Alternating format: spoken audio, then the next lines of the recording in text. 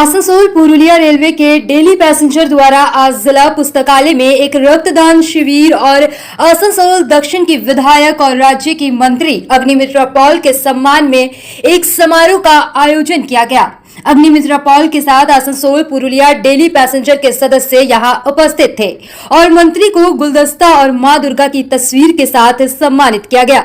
इस मौके पर अपने भाषण में अग्निमित्रा पॉल ने कहा है कि रेल यात्रियों की विभिन्न समस्याओं के समाधान के लिए केंद्र सरकार सक्रिय है। उन्होंने कहा कि कुछ दिन पहले उन्हें यात्रियों से कई अनुरोध मिले जिसे उन्होंने रेल मंत्री अश्विनी वैष्णव को बताया। अग्निमित्रा पॉल ने कहा कि वे रेल मंत्रालय की आभारी है कि उन समस्याओं को दूर कर दिया गया है।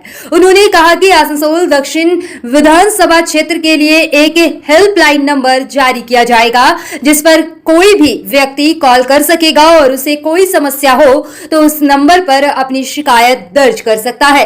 विधायक ने आश्वासन दिया वे उन समस्याओं को सुनेंगी और उन्हें दूर करने का प्रयास भी करेंगी।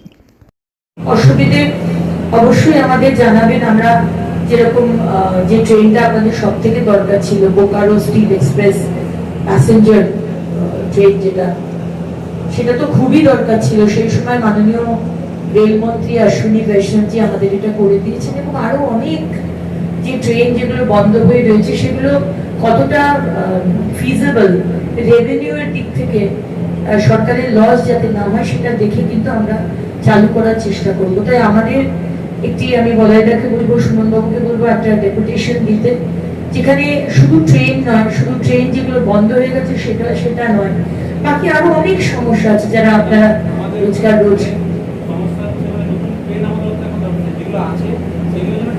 এক্স্যাক্টলি টাইমের বিষয়টা এই 10-15 দিন আগে আপনি জানেন মাননীয় রেলমন্ত্রী এসেছিলেন এবং নবান্নের সভাঘরে মাননীয় মুখ্যমন্ত্রীর নেতৃত্বে একটি সভা সেখানে হয়েছিল। সমস্ত বিধায়করা, আমাদের শুধু বিজেপি নয়, টিএমসি বিধায়করা, বিরোধী বিধায়করাও ছিলেন। যেখানে আমাদের চিংড়িঘাটার যে এত বছর ধরে যে মেট্রোর কাজটা বন্ধ হয়েছিল সেটাও নিয়ে এসে মাননীয় মুখ্যমন্ত্রী ডিসিশন নিয়ে নিলেন এবং রেলমন্ত্রী গিয়ে সেটাকে দেখে শুরু করে দিলেন। সেরকম অনেক বিষয় রয়েছে যেটা আমরা করতে চাই এবং ট্রেনের টাইম হচ্ছে খুব ইম্পর্টেন্ট। সেই বৈঠকেও কিন্তু এই ট্রেনের টাইমের কথা এসেছিল। হতে পারে কোনো সময় কোনো লাইনে কাজ হচ্ছে সেই জন্য কয়েকদিন হয়তো ট্রেন দেরি হতে পারে, কিন্তু রেগুলার বেসিসে ট্রেন দেরি হবে এটা কিন্তু আমাদের কেন্দ্র সরকার বলুন বা রাজ্য সরকার বলুন সেটা কোনোদিনই আমরা অনুমোদন দিই না। তাই এগিয়ে আসবেন আমাদের, আমরা সবসময়ই নতুন সরকার, আগেও ছিলাম, আজকেও আছি, আগামী দিনেও থাকবো এবং আমার দপ্তর থেকে রাস্তাঘাট, জল, গরিব মানুষের বাথরুম, বাড়ি, স্বচ্ছতার অভিযান, নালী পরিষ্কার করা, রাস্তায় কোনো কিছু ফেলবেন না ময়লা, 1 তারিখ থেকে পেনাল্টি শুরু হবে, রাস্তায় ময়লা ফেলবেন না। আমাদের এই ছোট ছোট বোনগুলো তারা জানে যে রাস্তায় ময়লা ফেলতে নেই, ছোট্ট বোনটা এখানে রয়েছে, তারা সবাই জানে, জানিস না রাস্তায় ময়লা ফেলতে নেই, কিন্তু আমরা বড়রা জানি কি করি বলতো। তাই জন্য পেনাল্টি জারি করেছি 1 তারিখ থেকে 200 টাকা, 100 টাকা, এটা বাড়িয়ে দেবো। আপনারা যদি না শেখেন এটাকে 500 টাকা, 1000 টাকাও করে দেবো। রাস্তায় থুতু ফেলবেন না, নোংরা ফেলবেন না, প্লাস্টিক যেটা ব্যান্ড, কত 15 মাইক্রনের বেশি, 15 মাইক্রনের কম প্লাস্টিক যেটা ব্যান্ড, কালো কালো প্লাস্টিক যেটা আমরা বাজারে নিয়ে যাই সেটা বাজারে নিয়ে যাবেন না। বাজারে ভেন্ডিং মেশিন আমরা চালু করছি যেখানে 5 টাকা 10 টাকা দিয়ে যদি বাড়ি থেকে থলি আনতে ভুলে যান তাহলে সেই ভেন্ডিং মেশিন নিয়ে থলি নিয়ে নেবেন। সেটা অত্যন্ত সুন্দর থলি, সেটা দিয়ে আপনারা বাড়িতেও ব্যবহার করতে পারবেন। কিন্তু আসলে আমরা একসঙ্গে মিলে শহরটাকে সুন্দর রাখি, পরিচ্ছন্ন রাখি। জায়গায় জায়গায় নোংরা দেখতে একদম ভালো লাগে না।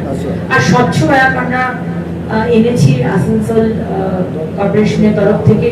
স্বচ্ছ অ্যাপ, একটি অ্যাপ আপনার অ্যান্ড্রয়েড ফোনে আপনি ডাউনলোড করবেন। ডাউনলোড করার পরে যেখানে ময়লা দেখবেন বা যেখানে যদি দেখেন যে অনেক জল জমে গেছে, ছবিটা তুলবেন, সাবমিট করবেন, 2 ঘন্টার মধ্যে আসানসোল কর্পোরেশন ময়লা পরিষ্কার করে দিয়ে চলে যাবে। আমরা দৃঢ় বিশ্বাস, আপনাদের বিশ্বাস দিতে চাই। আসুন, এখন পথ চলা শুরু হয়েছে, অনেক কাজ, অনেক প্রতিশ্রুতি, কিন্তু আপনাদের ছাড়া, আসানসোলের মানুষের সমর্থন ছাড়া, সহযোগিতা ছাড়া বাংলার মানুষের ভালোবাসা, শুভেচ্ছা, আইডিয়া ছাড়া সম্ভব নয়। আমরা হেল্পলাইন নাম্বার একটা শুরু করছি আসানসোল দক্ষিণের জন্য।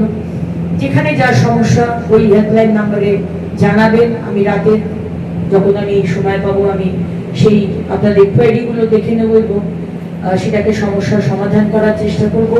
কলকাতাতেও আমরা মুখোমুখি বলে একটি প্রোগ্রাম চালু করছি, যেখানে আমরা আরেকটি হেল্পলাইন নাম্বার, আমার দপ্তরের হেল্পলাইন নাম্বার, সেখানে সোমবার মঙ্গলবার দিন একটি কর্পোরেশন, বৃহস্পতিবার দিন আরেকটি কর্পোরেশন, আর শনিবার দিন Kolkata municipal corporation.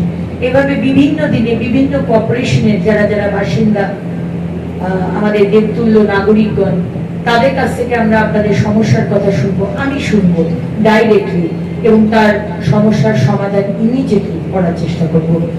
Son of Bengal राजनीति हो या धार्मिक या समाज से जुड़ी हर छोटी खबर आप तक पहुंचाने की कोशिश करता है। जी हाँ, सन ऑफ बंगाल नजर रहेगी हमारी भी और आपकी भी। देखते रहे सन ऑफ बंगाल न्यूज।